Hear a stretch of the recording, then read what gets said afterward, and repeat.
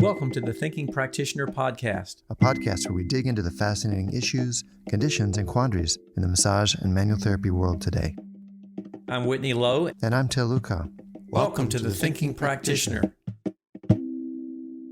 The Thinking Practitioner podcast is proudly supported by AB&P, Associated Bodywork and Massage Professionals, the premier association for dedicated massage and bodywork practitioners like you.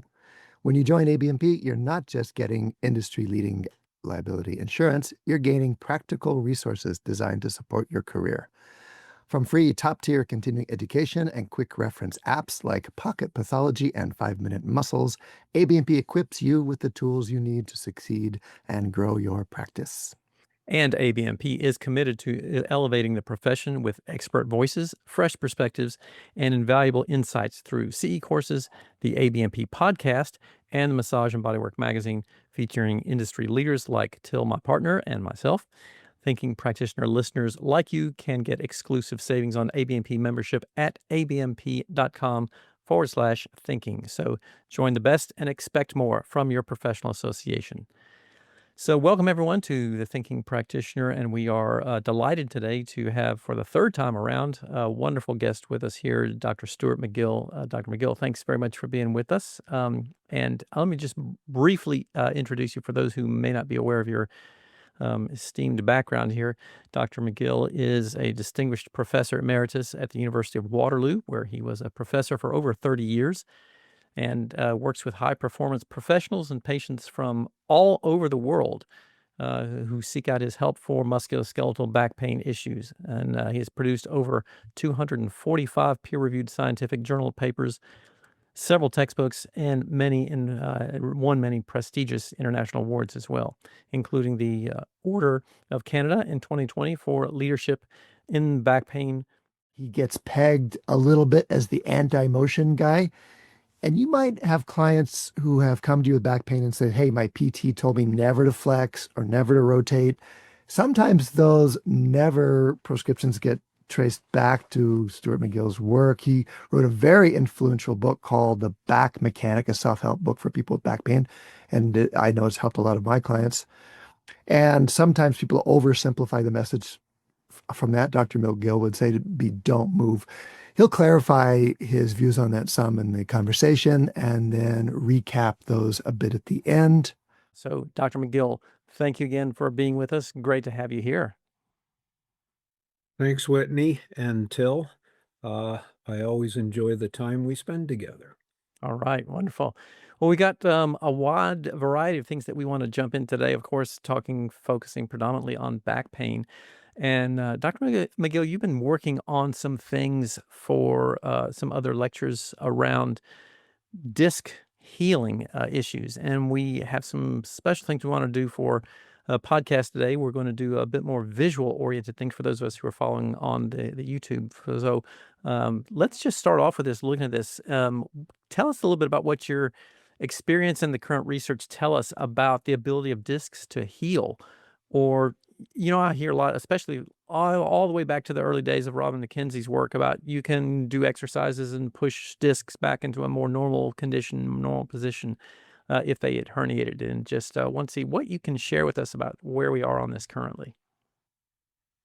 Well, I can certainly talk about McKenzie's work. I had great discussions with Robin on this many years ago, but it's become much more of an important topic, I think, because of social media, with some people claiming that you can heal a disc or at least adapt it simply by exposing it to the activity that you want to eventually be able to do. It may work for some, but I can assure people it pushes a lot of people over the edge. So because of this, I've been asked to give lectures to a number of different places on whether discs heal, or do they adapt, or is it simply up to us to guide the client or patient in how to best manage it and enable the biological processes to proceed. So I have a bit of a lecture, and if you would like, I can switch to a PowerPoint, and with about 20 minutes or so, I think I can create a basis for clinicians to make the best decisions on how to guide people on this. And if you're listening on the audio version of the podcast, we'll do our best to describe the slides as we go along and put references, et cetera, into the show notes for you. Okay. And then you may want to go back and watch the videos later on too. There you go. Out walking your dog or driving your car or whatever. So, yeah. Shall I hit share? Yeah. Please go ahead, Dr. McGill. Okay, and there we go. And so first slide, can a disc heal, adapt, or simply be managed? I've set the stage a little bit. A couple of years ago, I really started to scour the literature on what current science says about discs being able to adapt to mechanical stimuli. And then I found this review paper by Raffili and colleagues in 2023.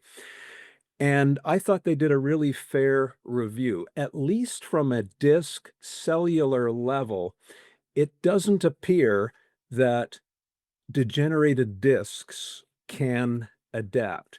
However, non-degenerated, what I would call a young virgin disc, can adapt to the applied load, but only if the loads are very modest. So to get anabolic change to the nucleus cells, you can apply modest load, which is just a bit higher than gravitational influences. So having said that, the argument is, can you, through mobility, adapt? And there is evidence for adapting the collagen matrix.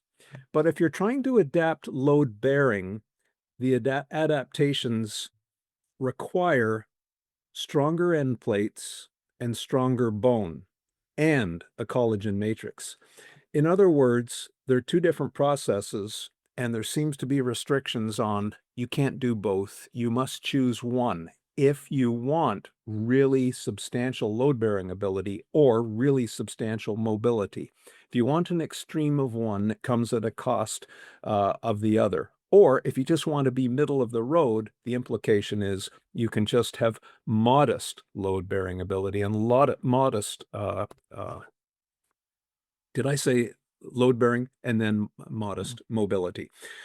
I know I get pegged a little bit as the anti-motion guy, anti-flexion, and that's not it at all. If the person has pain, I care about spine motion and mobility and posture. If there isn't pain, I don't care. If a person wants to touch their toes, I have no context to judge whether that's good or bad. But if the person has pain, and if we provoke their pain by exposing them to a load or a posture, in this case, we might have the client sit on a stool, sit upright, neutral spine, and pull up on the chair. So just apply a compressive load. And let's say that creates an ache in their back. Okay, we've just determined that the ache in their back comes from compressive load. And then we get them to slouch or flex their spine, and their left small toes start to become symptomatic. Now we've defined posture as driving their pain. Let me catch up a little bit on the picture here. We're having our clients slouch over on a stool, and you said pulling up on the seat of the stool. If that provokes pain, let's say in the left foot, you're saying that's a posture a trigger. That's a postural related trigger. If it's right forward and the left toes become symptomatic, either painful or numb, then yes, that's posturally driven versus just having them sit upright, and let's assume there's no symptom, and then they grab the stool and pull up, say 20 pounds per arm. And if that creates an ache in their back, then you could say, well, that's load driven. Or if they became a peacock and lifted their chest, you could say that's load plus extension posture driven. You see, you can tease it apart. Yep. Yeah. Okay. Now let me switch topics a little bit and look at the basic architecture of the disc, because some people treat a disc like a ball and socket joint. Well, the hip is a ball and socket joint designed to create power. That is high joint forces and torque through a range of motion. It doesn't create local stresses doing so until the very end range. A disc, however, is this adaptable fabric of concentric layers of collagen. Now let's look at the collagen matrix and the collagen fibers.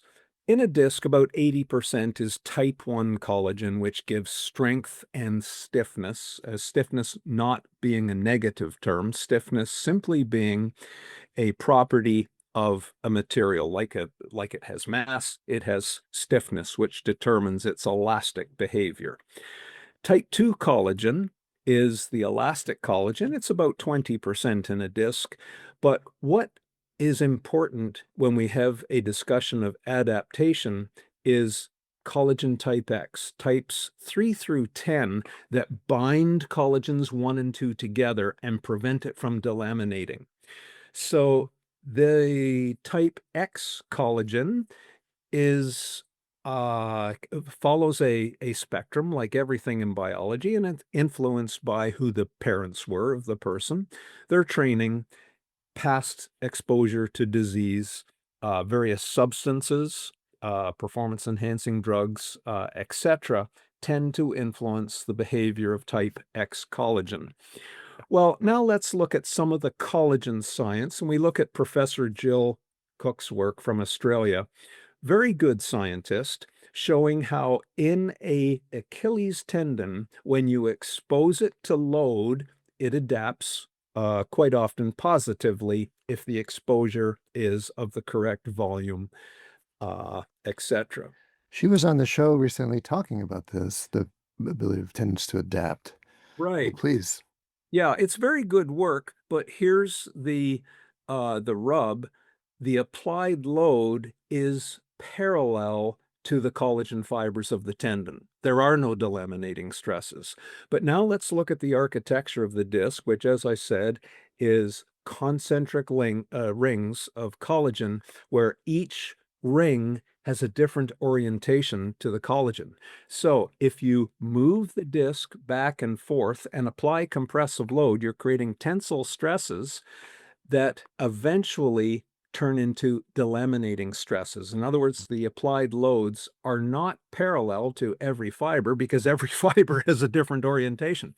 So when you look at the work of my colleague at the University of Waterloo, Jack Callahan, and his students, he's shown at a microstructural level, you can see in the lower right how the collagen fibers of the disc start to separate and delaminate with repeated motion and load, opposite to the effect that Jill Cook found in the parallel orientation Of the Achilles tendon.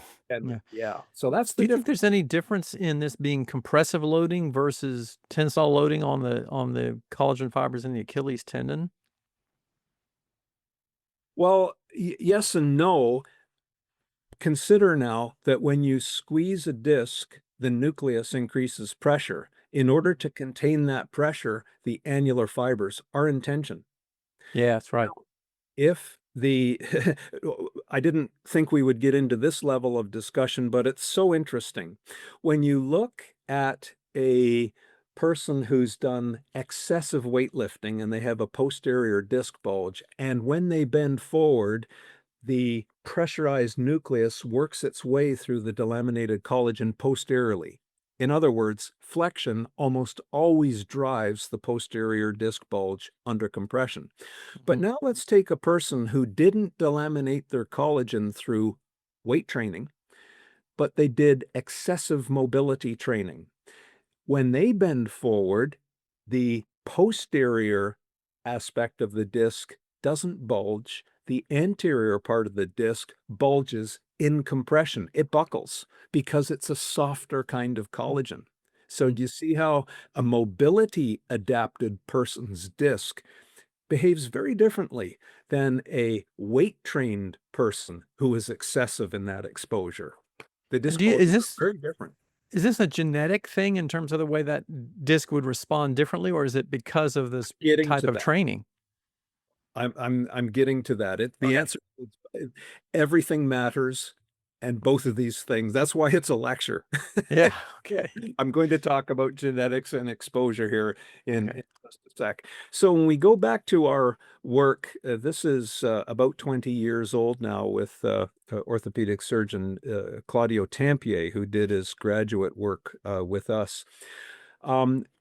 The way that the load exposure is created matters as well. In other words, if we flex the disc and then added repeated twisting, because of the concentric layers of the collagen fibers in the annulus, the delaminating stresses form between the layers. So you can now see in the bottom right, we dyed the nucleus a chromium blue. So the gel now works its way between the layers of concentric collagen and between the layers. So it works between the layers with repeated flexion or extension. And sorry, did I say between the layers? I meant between the fibers. But Okay. we see the delamination between the layers in repeated twisting. Twisting. Because one layer, the collagen fibers run in a counterclockwise versus the clockwise of the other. So if I turn to the left, one layer is approximated, the other layer is distracted. So you see the competing delaminating stresses between layers with twisting.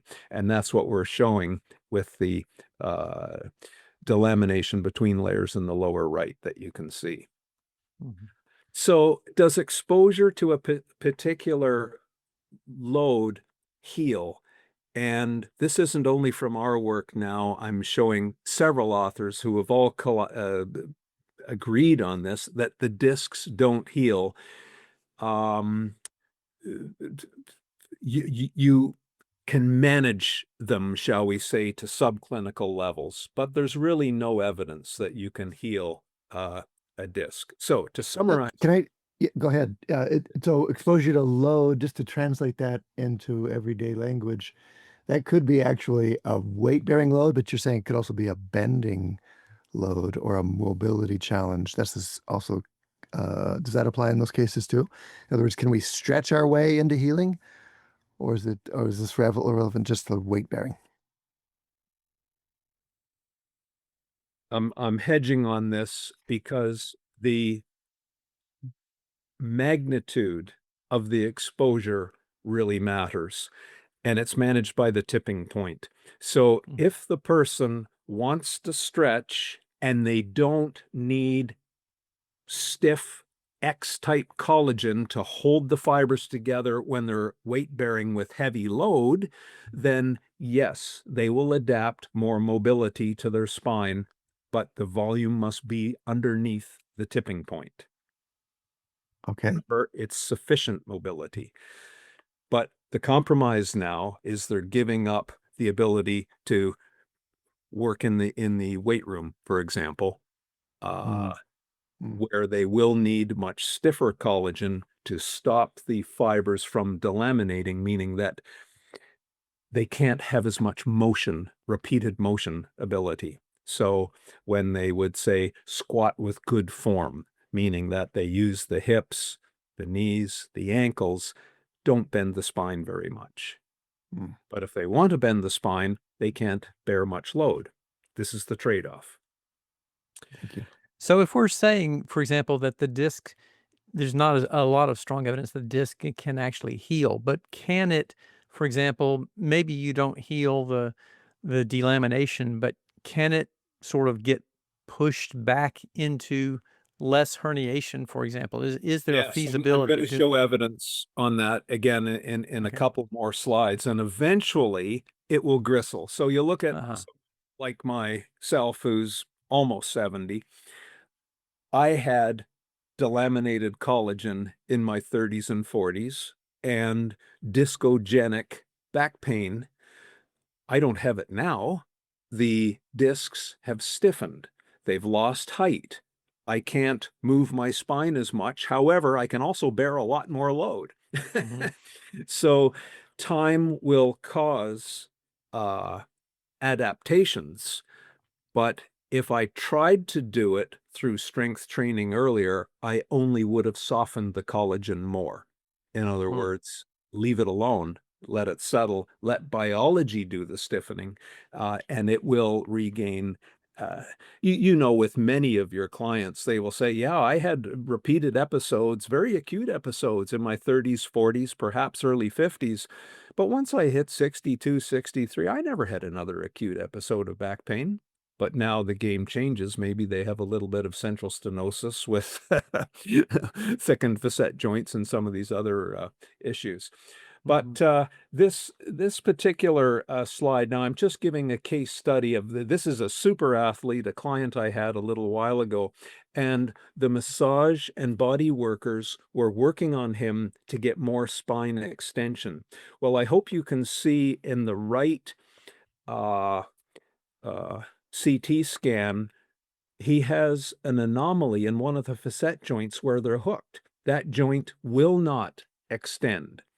And you see at the joint below, there is a hook on the anterior part of the labrum of the disc, showing that that is the joint of instability, or a lot of shear micro movements occurring, because the joint above and the joint above that will not glide and move.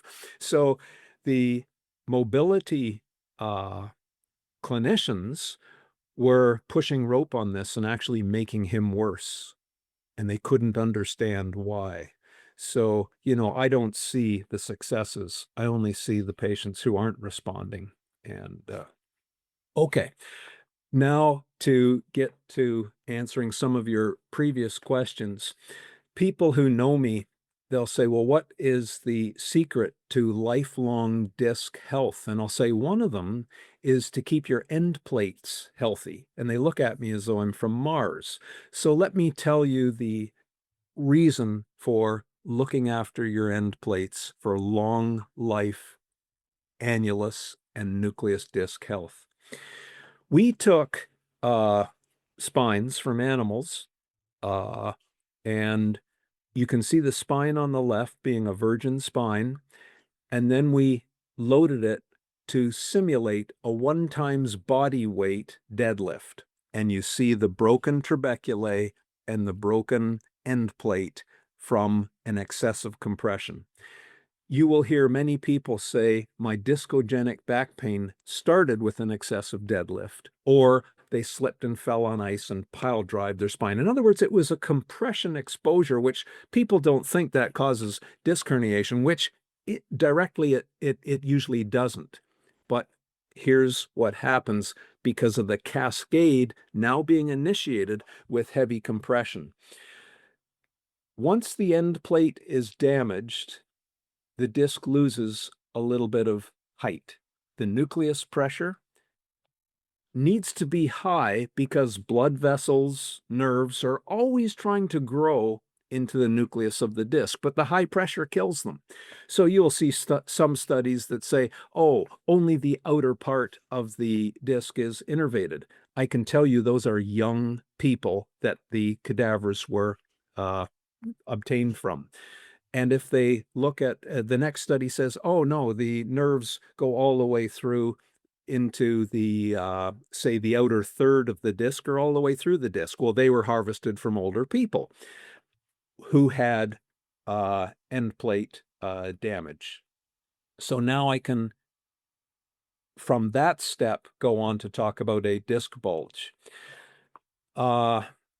Interestingly enough, I think we were the first to really test Robin McKenzie's theories that some of the extension protocols that he advocated actually vacuumed in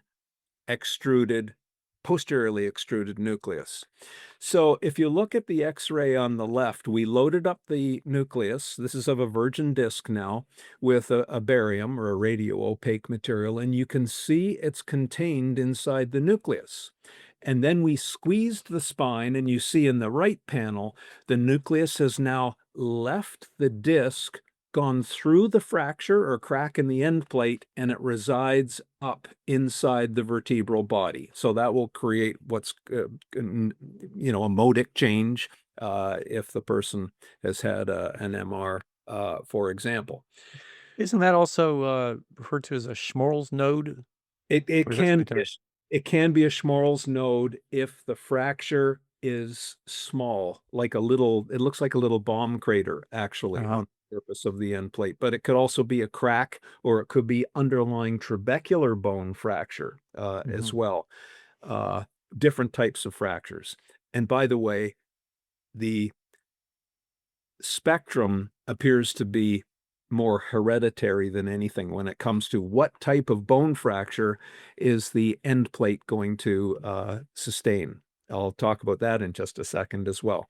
But what's interesting, this is from our own work and some of our own patients. If you look on the very left, do you see the edema underneath the end plate of the sacral plateau? You can see the little fracture and the damage to the end plate. Interestingly enough, when you harvest the extruded nucleus in surgery and perform an assay on it, most of the time, you will find fragments of cartilaginous end plate. In other words, prior to that disc bulge, the end plate fractured, broke, and as the nucleus worked its way through the delaminated collagen, it pulled with it little fragments of end plate, proving that the end plate was already pre-damaged. Well, then this group came along, Rajas Karen's group, who won the Issels Prize in 2013 and once again in 2024, last year. Originally, they found that when you harvested the nucleus of herniated discs, 65% of them contained fractured end plate. That's an incredible statistic. And our work and Robertson's and Broom's work from New Zealand all showed that if you had the end plate damage and then you repeatedly flex the spine, the disc is very potent pathway for posterior disc herniation. Then we look at, again this So year. can I interrupt you for just a second and ask, pain related here, what is the level of innervation of those end plates? Because I know, like so many of our bones are covered with periosteum that is super pain sensitive. And so like when you have those minor fractures in the end plates, is that something that might be the pain generator itself? Well, I can speak from personal experience because I've had 3 of them. Mhm. And I can tell you that one was in my neck in C4. I finished the game. It was in a hockey game. I finished the game and then it got a bit cranky, but really, however, on CT and MRI, I've got a flattened C4 disc. Hmm. 2 years ago, you're going to laugh at my stupidity here. You might know I have a fatal personality flaw in that I love hot, high-powered snowmobiles. I hit a rock at 100 miles an hour 2 winters ago and fractured Oh T10. man. Knocked the Nice. wind out of myself. I knew exactly what I did at the time. But, Mm, after I collected myself, I still rode my sled home, and mm, I actually had more pain over the following year. And I can still feel it if I go into heavy extension, right? But at the time, no, not much pain. So mm. it's the tissues around the joint that quite often trigger the pain. I did one in my lumbar spine in my 20s as well, and immediately I heard the fracture and I heard the pop. I didn't really get the pain until the following day, and then I think it was from other tissues, nerve compression and that kind of thing. And I would assume maybe some of that might be the chemical inflammatory soup caused by the fracture too. That I might be. think you're dead on with that. Uh-huh. Yeah, absolutely.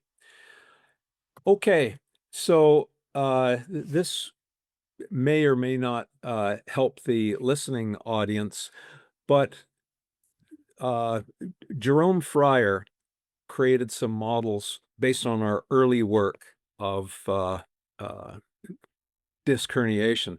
And I'm just going to show that in order to create the hydraulics to get the nucleus to push posteriorly, you apply compressive load together with anterior flexion bending, and that creates hydraulic pressure, and you can see the nucleus being pushed out. But in this next cycle, we don't allow flexion. You can see the whole disc deforming and flattening, but the hydraulics are not biased posteriorly. So if this person who had this particular delamination in their posterior annulus, if they flexed over with a hip hinge, there wouldn't be any nerve compression. But if they flexed their spine, you can see there would be direct nerve impingement there. So having stated that, this was the machine that we used for a number of years to create these dynamic disc bulges caused by flexion and compression.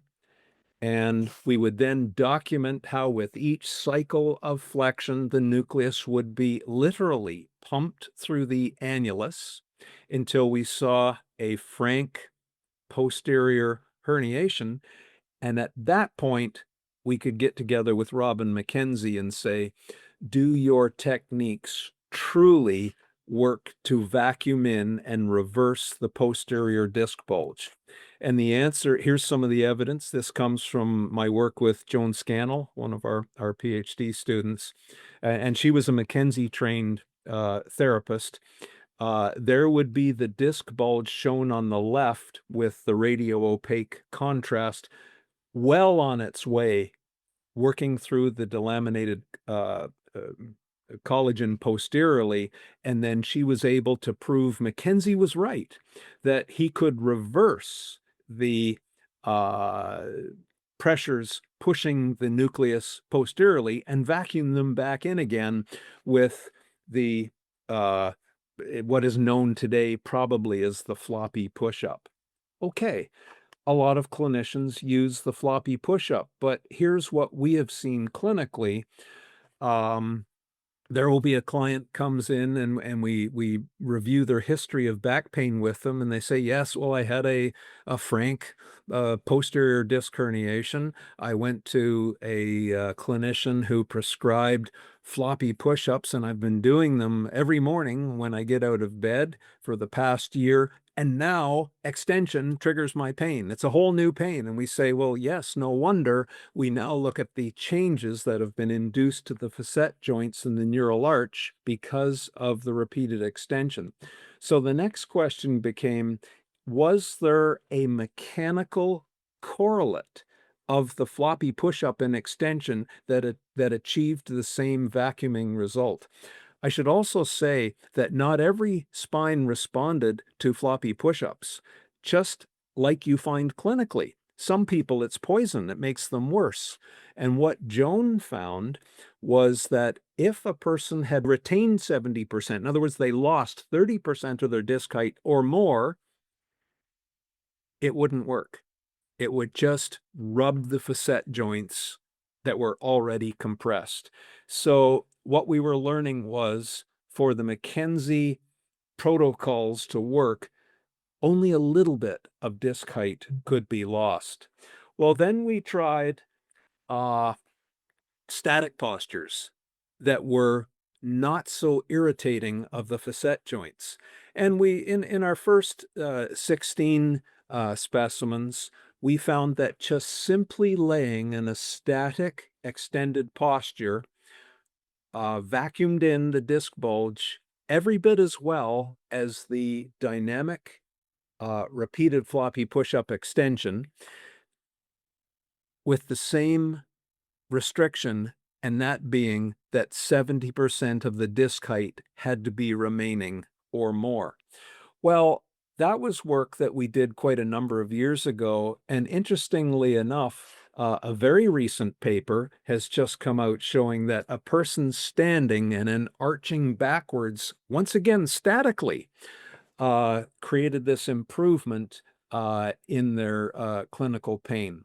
So there seems to be some justification. Well, first, McKenzie was onto something, but it may be that simple isometric postures are good enough.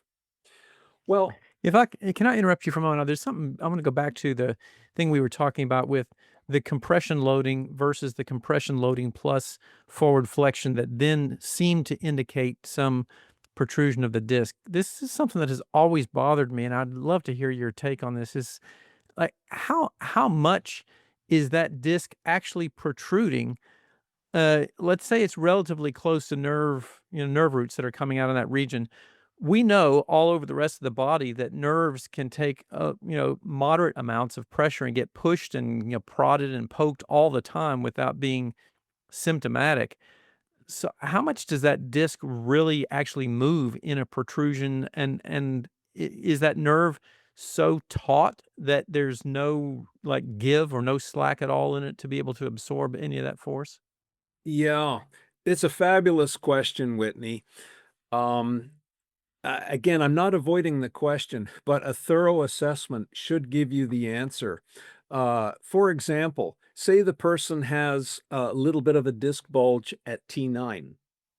That has already pre-tensioned the whole central nerve so that a minor uh, uh, compression or touching of the nerve at L4 or L5 is enhanced because there's already, in other words, you're holding the rope, pinning it down now and giving it friction at 2 points rather than 1.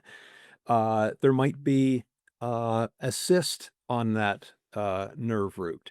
There might be a tissue adhesion somewhere along that tract.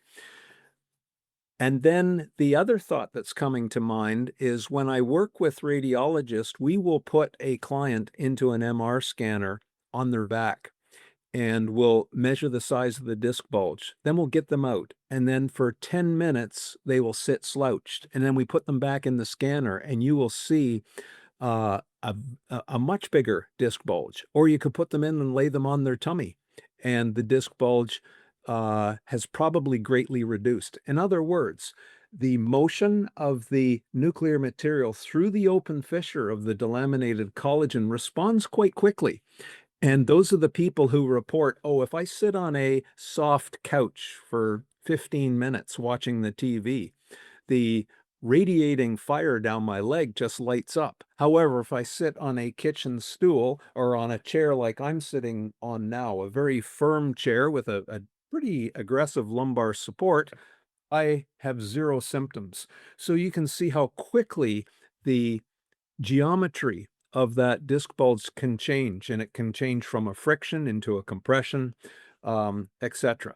So there's just a little bit of a riff on that, but the assessment will always show you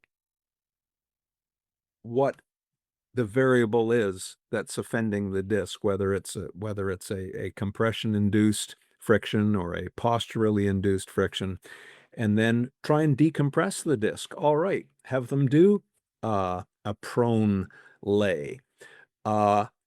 Maybe they're a little older now and they cannot tolerate any McKenzie-like extension. But if you were to ask them, well, put your hands palms up under your belt line. In other words, we're biasing the spine into a little bit of flexion now. They'll say, oh yeah, that's reducing the symptom. Good. Now pull on their legs a little bit. And they'll say, oh, that's removed all the radiation out of my legs. Good. That, by the way, was the most potent combination we found to vacuum in most disc bulges. That being a prone lay, nuancing the curve of the lumbar spine, and adding a little bit of traction on the legs. And then if we really want to get expert on that, we can internally rotate or externally rotate the feet as we're applying traction to either add some controlling stiffness or take some controlling stiffness away, or you're even changing the path of the nerve. We know as we externally rotate the hips, we're pulling the L5 root more into tension than we are the L4 root, as an example. You're making the path of travel a bit longer. So the amount of, we call it playing jazz to see what is the magic combination that reduces the person's symptoms. improvising, experimenting, trying these different variables. You're giving me some ideas of things to try. Yeah. And you're describing almost a reverse McKenzie, where there's actually a bit of flexion as well, in a different place of pivoting. Well, we might if we find that, if we were to do what we call a shortstop squat, where we have the person, I'm having my hands wide open here, and I'm going to place my kneecap between my thumb and my fingers, as if I was playing shortstop, and then while people are watching, so they will get this big hands. I slide them down. I grab my knees hard, and now I'm going to play with the curve of my back until Flexing, extending your lower back. Yeah. yeah, until I make it as comfortable as I can. Now I found the magical geometry that the symptoms are reduced. Now I'm going to push my toes down and lean into it, which adds a controlling co-contraction now. And then we coach the person not to lift with their spine, but to pull their hips through. And now all of a sudden, that movement, which is a very controlled hip hinge, has taken all their pain triggers away. You have so many of those stories and so many of those examples of these magic little jazz combinations that relieve particular people's pain. It's been inspiring to me to be more experimental and to really use the in the moment experience of the client as the guiding indicator of what we're going after. Are there other takeaways that you would like to give manual therapists about what we've covered so far? You've made a really clear case for the existence of physical damage or the limitations of the disc to adapt. How would that impact how we work as manual therapists or hands-on therapists? Well, my last 2 points are really uh, adding a base knowledge. So I was just going to give a bit more evidence on what leads to the ability of a disc to instantaneously resorb, but I'll skip that. I'm going to go to Michael Adams' work, who I consider to be one of the all-time best disc biomechanists. And we both retired about the same time. And it was at that time he put forth this idea of the phenotypes of discs. And I've really come to appreciate that in the last 10 years in my own work. Do There's you a have a bio, slide for this, Stu? Is there a slide that yeah, there is. It's coming. okay. Um, there is a biological spectrum of every single variable and trait Yeah. that define all of us. When we look at the bone type of damage that I talked about, end plate damage, that seems to follow families. It's passed on.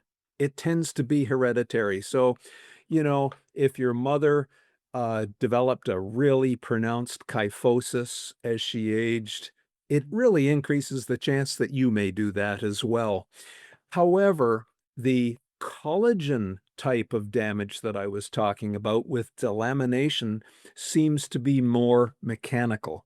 It's the exposure to those mechanics of repeated cycles of load with flexion motion.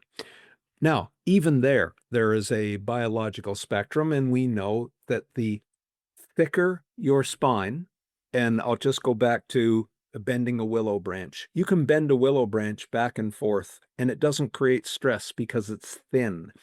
But it's the property of a round rod or tube that if it's thicker, the larger the radial thickness, the higher the stress in the convex side and the concave side between compression and tension. So a thicker spine is suited for load bearing, not for bending. You don't see too many uh, strong men or big power lifters who do a lot of bendy, twisty sit-ups and that kind of thing. They're usually people with finer frames that gravitate to those kinds of activities. Their joint conformations, being slender, naturally develop less stress. You know, you can't take a Saint Bernard and train it like a greyhound and expect it to win it at the dog racing track. It won't happen. You'll end up with a broken dog. And, you know, there's a lot of wisdom in that for body workers to consider who is it that they're really working with. The other Maybe we're part, not trying to make, maybe we're not trying to make everybody move the same or feel the same under our hands, or is that the one of the yeah, takeaways? yeah, it's not possible for Mm. sure. And I've had, you know, enough of my friends, my good friends, who are fabulous body workers. I've been the benefactor of their work, and I know there's a great difference among them. Some, you know, and prior to my getting hip replacement, I fractured my hip. Um, it was absolutely brutal being worked on by some general massage people. Say, "Oh, well, we'll loosen up your hip for me." I couldn't walk for a week after. And then come to another, just such a masterful body worker, and it's such a different experience. They know what to work on, what to release, what to leave alone. And you know, the names, I could throw out names like Clayton Skaggs. If I saw Clayton Skaggs every 3 months, I didn't need hip replacement. Mm. You know, he was absolutely fabulous.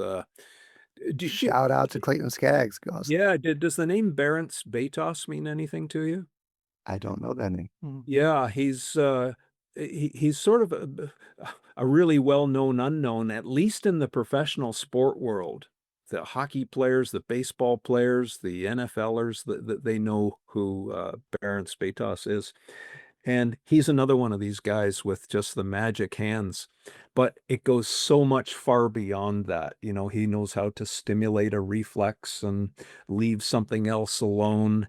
Uh, it's quite magical what he can do with his understanding of this biological spectrum that we're talking about.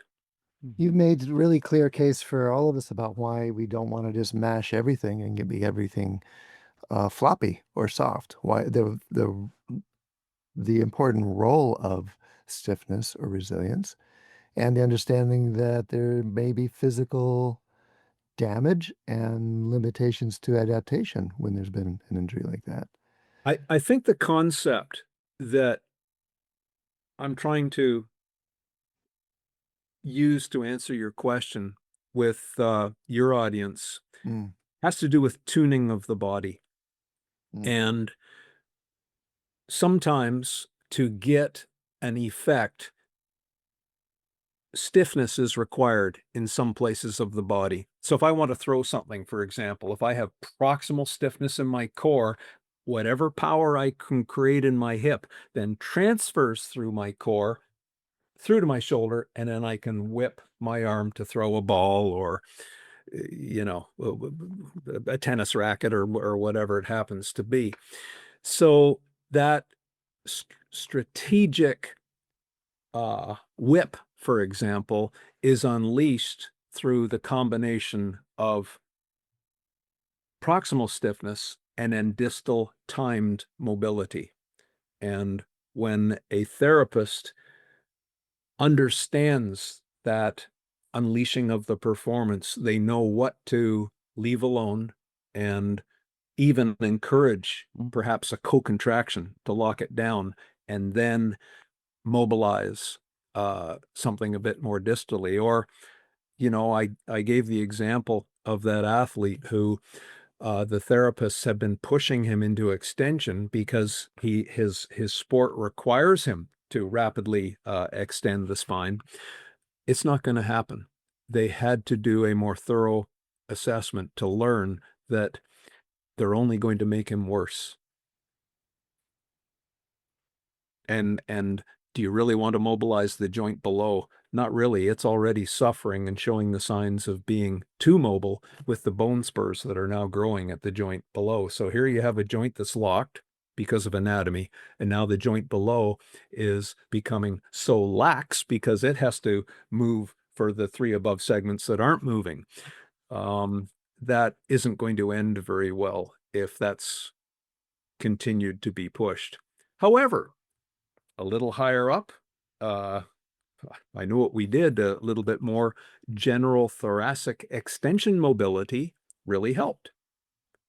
A little bit of hip mobility and the training of the new movement to utilize the strategic tuning of his body, a bit more mobility here, a bit more controlling stiffness there. We did a study, Jan Morehouse, she was a PhD clinician at the time. We took hockey players and she did three-dimensional mobility work on their hips. Well, if you know hockey players, as a collective, they have stiff hips. They're in the fifth or, very low distribution of hip mobility. And it's just the nature of the sport. It stiffens their hips, pulling all their heavy skates and equipment through in the striding skating motion.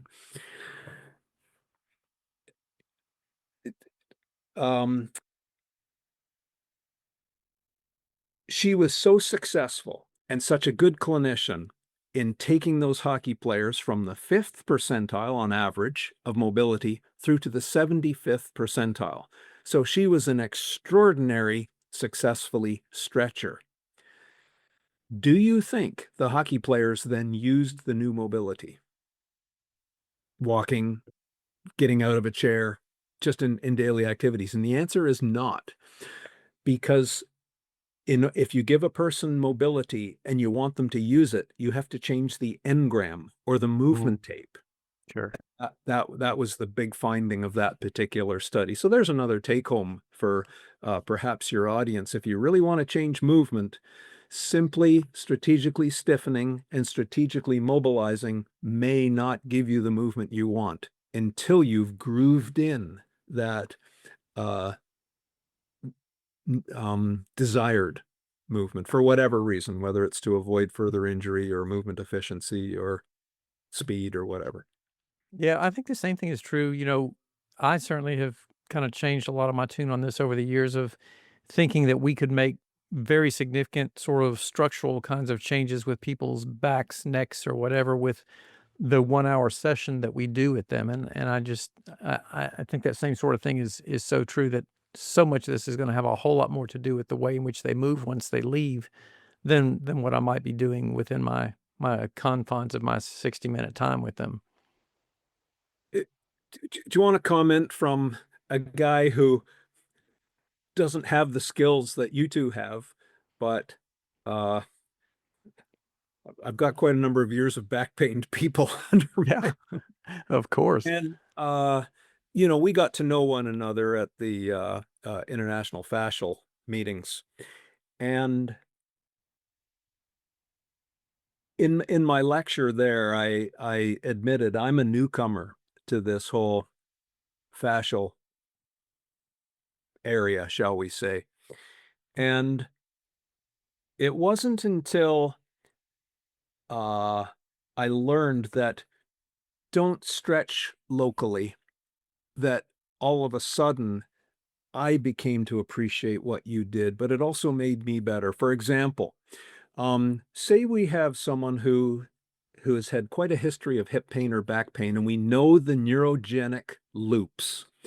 They may have neurogenic facilitation of the psoas muscle, neurogenic inhibition of the gluteal muscles, and if we can rebalance those, we've restored performance and some pain-free function. All right, but what I learned from working with your group was that psoas muscle, we could say, well, that's a hip flexor and you can stretch the hip flexors. Well, wait a second. What I learned was that if I now appreciate the whole anterior line, and it might be the spiral line, if I can push my arm strictly overhead, and not only that, but if I push the heel of my hand to the ceiling, and I internally and externally rotate my shoulder, I can monitor the change in psoas tension and how that whole fascial linkage now determined the success of releasing that psoas. In other words, how many articular linkages in the skeleton did I have to think through to get where I needed the effect? So that's what I learned from, I'm calling it your group, your area of expertise. And that was, you asked me, what is the implication for the body workers and the fascial experts? I'm giving you an implication of what it has done for helping me. And then I can add our mechanical assessments to now appreciate the full linkage to retune the body. I don't know if I'm not No, articulating that's helpful. very You're well. saying Yeah. you're talking about the big picture perspective, and this has really been emphasized in the fascial world, how these long connections are important to consider, not just the named parts that we think about conventionally, but how thinking in bigger linkages, bigger lines, bigger connections can really open up different possibilities for pain relief or control or change the proprioception, the Yeah. relationship between span. Whitney, you asked me earlier about, does there have to be a big disc bulge to get compression of the nerve and pain? Well, we will see sometimes, say we do a pull on the femoral nerve root. So the person might be prone on a table, and we will bend the knee, bringing the heel towards the buttock. We might see a little bit of Eli's sign, so we know that something is tight, but they'll say, oh yeah, that is my upper lumbar back pain. You have just replicated the pain that I came to see you about. All right, it's a femoral nerve root. And then I grab their arm and I pull it up overhead. I pull the heel of the hand into full extension, and they'll say, oh, you just took my pain away. What did you do? Well, I didn't do anything to the disc bulge. I changed the position of the nerve. Mm-hmm. And for some reason, I don't understand at that time the mechanic of the interaction between the nerve and the disc bulge, but I just found the medicine to take the pain away. Mm-hmm. So does it really matter? Okay, well then let's use a little bit of what we know about reducing the disc bulge. We'll try that for 20 minutes. And now let's retest that very offensive femoral nerve root irritation that I just described. And I'll say, oh, yeah, no, my symptom's now gone. So we may not know the description and the mechanism right at the offense. But does it matter when we've just discovered how to take it away? We're there. Yeah. And I would, certainly make the argument that it matters to a certain degree to figure out what's happening eventually so we can apply this to other places and apply it to other people if we can do that at all. But certainly for that one individual, we found a solution for them. Right. Yeah. And the principle that, again, I get reinforced every time I talk to you, Stu, is the jazz one. It's knowing my instrument, knowing the territory, but being willing to adapt and experiment and find out what is that combination that makes a difference for someone Mhm. in that moment. Well, that's why it's so much fun when we can have a patient together and share ideas. Yeah. Wonderful. Well, no, one other thing I wanted to kind of add, we've been talking a little bit about some of the other things from the perspective of how this influences and impacts, other soft tissue manual therapists. So I get this a lot hearing from people. We have a big problem. You may be aware of this in our profession with longevity of people staying around for a long time, mainly because it's a very physically demanding occupation that people do. So lots of folks doing this work bend and reach all day. So, which spinal stressors do you see most often in those kind of practitioners, and how might they kind of focus on the things that they can do to improve their mechanics or do things that will decrease the detrimental aspects of those loads? What's going through my mind as you're asking that question? It's not only body workers, it's dentists. Yeah. It's, you know, uh, I'm trying to think of a trade like, say, a plumber. Yeah. Um, dog washers, Yeah, yeah. I can tell you that the if you take in the American Dentistry Association, I did a keynote lecture for them a few years ago, and I thought they got the wrong guy. And I said, well, I'm a back pain guy. And the president says to me, yes, he says the number one reason for unwanted retirement of American dentists is back pain. And Wow. I Huh. suspect it's for your profession as well. So it's a big deal. And I would say, even when I get an athlete here, some of them are pretty magnificent names. And I wonder, why are they here? And it starts with an underperforming core. Mhm. So for whatever exposure it is in their sport or their occupation, you are an occupational athlete and your colleagues, the core is not up to the task. So your members are getting pain. So now, to be a bit more specific about that, because we have to guide an intervention. First, we think about what we call as being external mechanics. So external to the body, a body worker will apply a force in a posture to a client. If I push my hand through my core, I'm creating a thrust line. It does not, well, I'm trying to figure out where my camera is. There it is. So I'm creating a thrust line that goes through my core. But if I create a thrust line off center, it's pulling my core. So there's an example of, if you can apply a force, whether it's a push or a pull or a traction, and direct it through your center of mass, or through your spine, shall we say, there's very little impact on your spine. So that thrust line, as it's called, try and drive it through the joint that you're trying to save. So there would be a beginning principle. Postures matter to joints, but the spine is a flexible rod.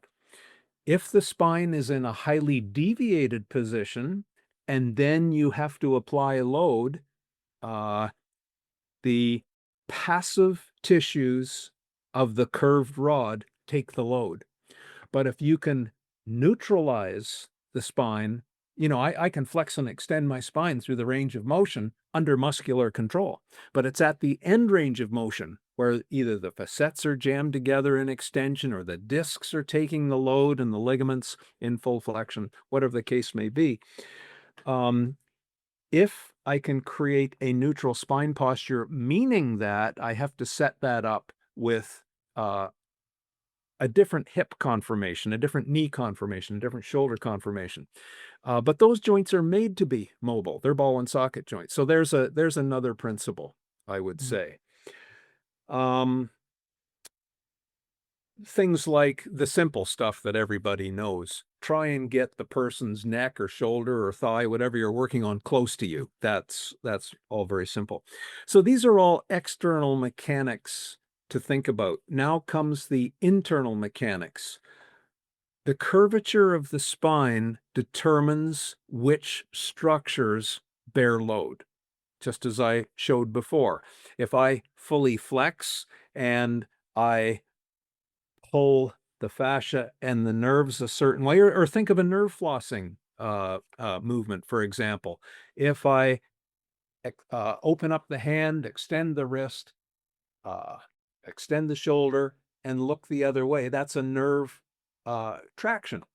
But I've now released the nerve by changing different positions in the linkage to affect the tissue that's bearing the load. So these are all internal mechanics.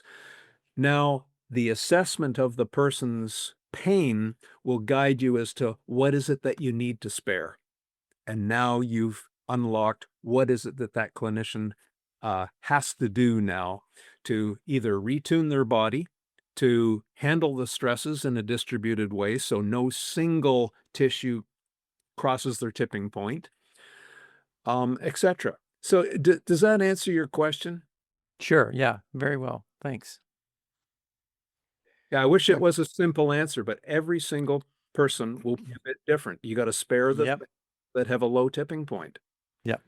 And you're painting a picture of finding the sparing combination of factors.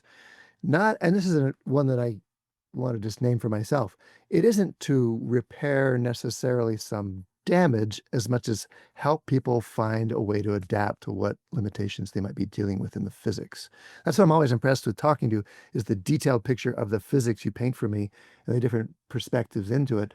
And you talk about limitations, but it's in service of what you're giving us, which is this possibility of less pain, more function, finding a way through these different puzzles you construct for us, for our patients. Is that a fair summary? Yeah, what was going through my mind listening to that logic is chronic pain. So many clients say, "Oh, I've got chronic pain." And then when I assess them, I find out they don't have chronic pain. Now I define chronicity not by the duration of the symptom. So someone will say, "Well, I've had pain longer than 3 months, therefore I suffer from chronic pain." I'll say, "Wait a second. Let's do an assessment and find out with precision what offends your pain." And let's say it's, oh, every time you sit on a floppy couch watching the television, now your leg goes numb or has terrible sciatica or whatever it happens to be. Um, these the chronic pain that occurs every day was actually the result of a mini acute offense that was repeated throughout the day, unbeknownst to them. Mhm. Stop repeating the insult that we've just defined, and guess what? Their pain goes away, so they no longer have chronic pain. And then they realize that, oh, I have this bogeyman of chronic pain. No, you don't. You know with precision now what was that mini insult that you kept doing unbeknownst to you before throughout the day, keeping you chronic.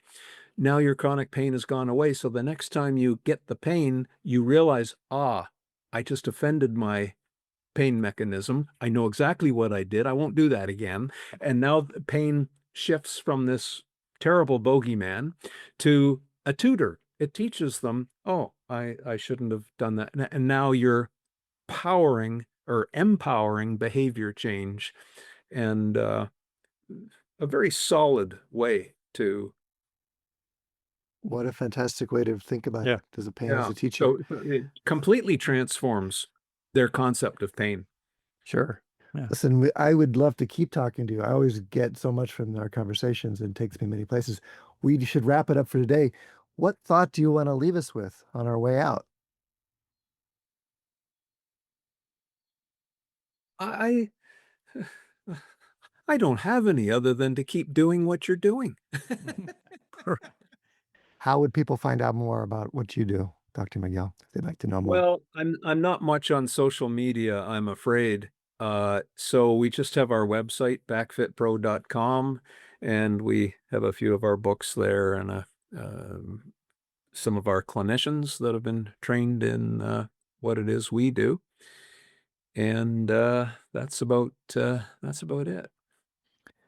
All right. Well, we certainly thank you again for a wonderful, stimulating conversation. I always end up with more questions than I came in with here. But again, thank you so much for taking some time with us today to look into these things.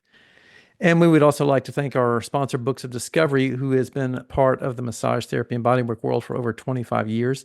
Nearly 3,000 schools around the globe teach with their textbooks, e-textbooks, and digital resources. Books of Discovery likes to say that learning adventures start here, and they find that same spirit here on the Thinking Practitioner podcast, and are proud to support our work, knowing that we share the mission to bring the massage and bodywork community thought-provoking and enlivening content that advances our profession. Instructors of manual therapy education programs can request complimentary copies of Books of Discovery's textbooks for review for use in your programs. Listeners like you can explore their collection of learning resources for anatomy, pathology, kinesiology, physiology, ethics, and business mastery at booksofdiscovery.com, where you, as a Thinking Practitioner listener, can save 15% by entering Thinking at checkout.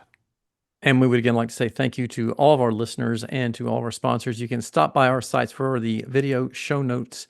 Video, lots of stuff on there, the good pictures to take a look at on this episode for sure. Transcripts and any extras and all kinds of stuff there. Over on my site, you can find that at academyofclinicalmassage.com. And Till, where can they find that for you? Advanced-trainings.com.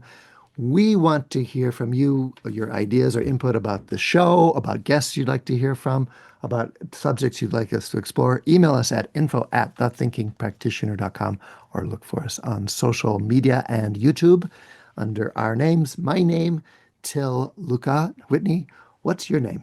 And you can find us over there under my name, Whitney Lowe, on those channels as well. We'd really appreciate it if you would also take a moment to rate us on Apple Podcasts or your podcast player of choice, as it does help other people find the show. And you can hear us wherever you happen to listen to your podcast. So please share the word, tell a friend, and thanks again so much for listening. And thank you again, Dr. Stuart McGill, for being with us here today. Well, thanks to both of you, Till and Whitney. I enjoyed that, and I look forward to the next time. Hopefully we can meet in person. And All right. we seem to have a lot of fun. Yeah, we'll do it. Thank you again. Thanks for joining us, Dr. McGill. Okay, so that was our conversation. After we had the call, Dr. McGill wrote and thanked us for the time and offered this summary, which I thought was helpful too. He said, the notion that trying to return to the activity that caused the problems in the first place, replicating the same technique, dose, training cycles, etc., will probably produce the same result. But with the best science, the discs can become resilient again in most people. And we've proved that over and over again in restoring athletic performance to the highest levels in strength sports and in mobility elastic athletics. But each person was considered as an individual and not simply exposed to the activity while hoping for the best. So there you have Dr. McGill's summary of that extended conversation and the details he offered us. Always some interesting tidbits along the ways and sparks for our own creativity, imagination, and better understanding. Thanks again to Dr. McGill.